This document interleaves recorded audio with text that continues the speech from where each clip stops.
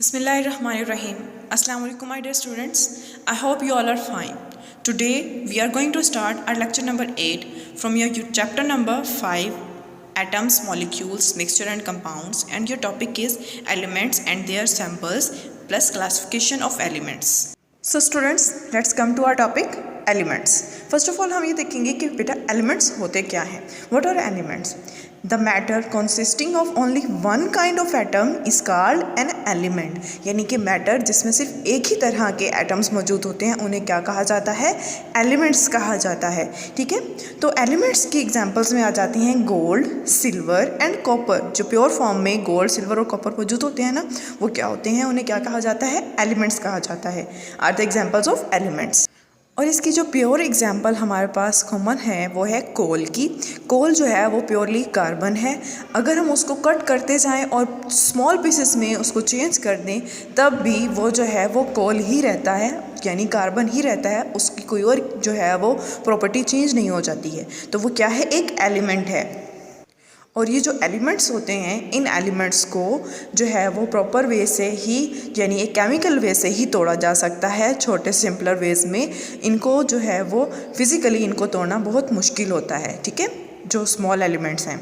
अब इसकी एग्जांपल्स में आ जाता है सल्फ़र पाउडर, कार्बन यानी कि कोल, आयरन और गोल्ड. ये सब किसकी एग्जांपल्स हैं? एलिमेंट्स की एग्जांपल्स हैं. और बेटा जो एलिमेंट्स अब तक जितने साइंटिस्ट ने फाइंड आउट किए हैं वो कितने एलिमेंट्स हैं टोटल? 109, यानी कि 109 टोटल एलिमेंट्स हैं जो अब तक इन्वेंट किए जा सकते हैं. उनमें से 92 एलिमेंट्स ऐसी हैं जो नेचुरली अकरिंग हैं, यानी कि उन्हें किसी ने बनाया नहीं है, वो नेचर में मौजूद से पहले से ही. और बाकी के जो एलिमेंट्स हैं वो उनको साइंटिस्ट ने लैब में वर्किंग के दौरान उनको प्रिपेयर किया, उनको बनाया गया. ठीक है, तो एलिमेंट्स जो हैं वो 3 स्टेट्स में, डिफरेंट स्टेट्स में पाए जाते हैं. जैसे कि जो एग्जांपल के तौर पर आपको बता रही हूँ, आयरन जो है वो सॉलिड होता है, सॉलिड फॉर्म में होता है, यानी कि लोहा सॉलिड होता है ना. और उसके अलावा मरकरी जो है वो क्या होता है? लिक्विड फॉर्म में होता है. और ऑक्सीजन जो है वो गैसियस स्टेट में होता है. इस तरह एलिमेंट्स जो हैं वो डिफरेंट स्टेट्स में भी पाए जाते हैं. मैटर की तीनों स्टेट्स में ही एलिमेंट्स मौजूद होते हैं. जी बेटा, ये तो था कि ऑल अबाउट एलिमेंट्स. अब बेटा अब नेक्स्ट है कि एलिमेंट्स को सैम्बल्स में जो है हम किस तरह से जो है उनको सैम्बल दिए जाते हैं ताकि उनको इजीली उनके नेम्स जो हैं वो याद किए जा सकें. ठीक है, क्योंकि हर एक का इतने बड़े बड़े नेम्स हैं, उनको याद रखना मुश्किल हो जाता है, इसलिए उनको सैम्बल्स देकर शॉर्ट फॉर्म कर दी गई है ताकि उनको याद करना आसान हो जाए. ठीक है, तो सैम्बल्स जो हैं उनका मतलब क्या होता है? Assemble is the abbreviation name of an element.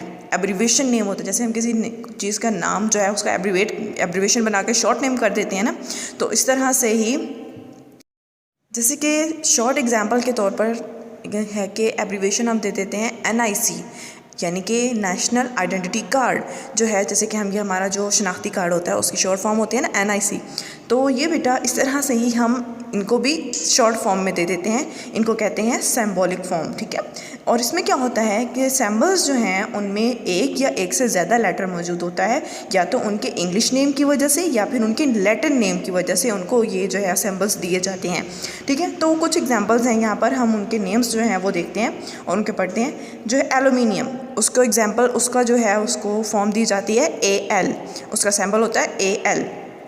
उसके अलावा कैल्शियम है CA, कार्बन है C, और उसके अलावा आयरन है जिसका जो है फ्रेंच नेम जो है वो, लैटिन नेम जो है वो होता है फेरियम. इसकी वजह से उसका नाम जो है वो दिया जाता है FE.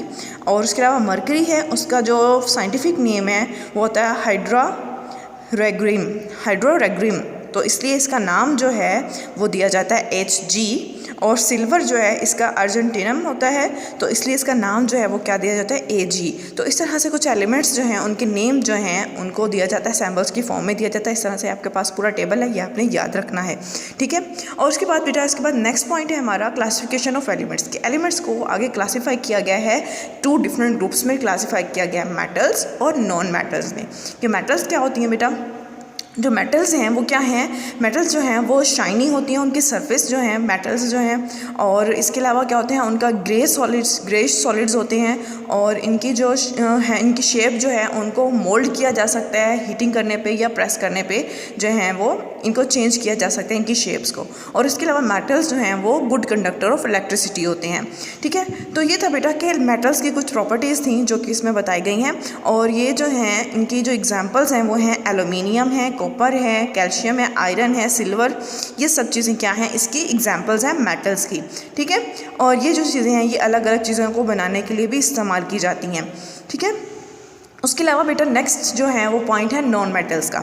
नॉन मेटल्स जो हैं वो क्या होती हैं कि नॉन मेटल्स जो हैं वो होती हैं कि जो भी जितने भी एलिमेंट्स जो मेटल्स के अलावा बच जाते हैं उनको क्या कहा जाता है, वो जो हमने कहा ना कि 109 एलिमेंट्स हमने फाइंड किए थे ना, उनमें से जो 70% है वो तो मेटल्स बना देते हैं और उनके बाद जितने भी एलिमेंट्स बच जाते हैं वो क्या हो जाते हैं, नॉन मेटल्स होते हैं।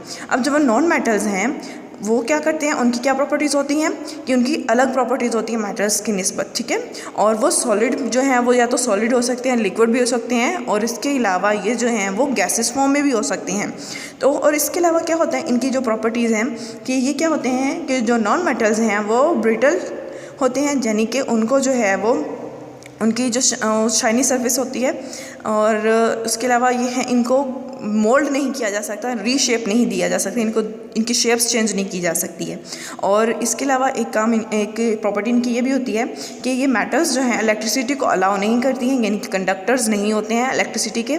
और इनमें जो है वो मेटल्स की कुछ एग्जांपल्स हैं वो बताई गई हैं नॉन मेटल्स की, carbon, hydrogen, oxygen, chlorine, nitrogen, sulphur, और ये ज़्यादातर जो हैं वो गैसियस फॉर्म में पाई जाती हैं। तो बेटा आज का टॉपिक आपका यहीं तक था। आई होप आपको लेक्चर समझ आ गया होगा। ये आपका कंप्लीट टॉपिक था। फ़ी अमान अल्लाह, जज़ाकल्लाह।